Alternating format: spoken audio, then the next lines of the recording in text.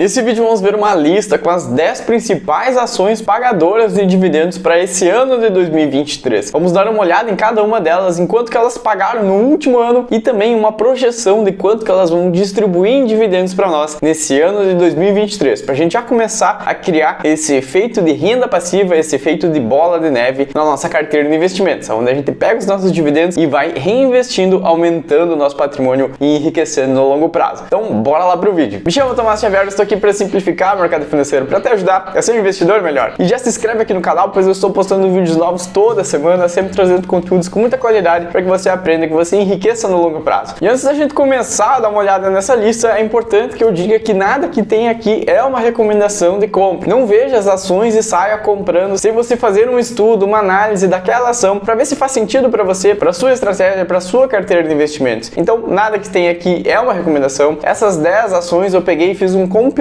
de vários analistas, de vários sites importantes que nós temos, como por exemplo o InfoMoney, a Suno, Money Times, vários sites com vários analistas colocaram as ações que possivelmente se valorizarão, que pagarão um bom dividendo nesse ano. Então é um compilado dessas ações, mas que sirva de exemplo para você pegar, estudar, se aprofundar mais nessa ação e então decidir se você coloca na sua carteira de investimentos. Então bora lá para a primeira ação. A primeira ação que nós vamos ver é o Banco do Brasil. Esse é um banco muito tradicional aqui no nosso país e ele também atua de maneira internacional. Então nós temos todos os serviços de um grande banco. Ele também financia projetos de infraestrutura e também do agronegócio. Então aqui nós temos o Banco do Brasil, é conhecido de todo mundo e a gente pode comprar ele aqui com um preço de cerca de R$39. O seu último dividendo, os dividendos dos últimos 12 meses do último ano ficaram ali em torno de 12%. Já um dividendo projetado por esses analistas para o próximo ano, para esse ano de 2023, é em torno ali de 13,80%. Então nós temos aqui um ótimo valor, lembrando que a Selic está ali em 13,75% e você pode estar se perguntando,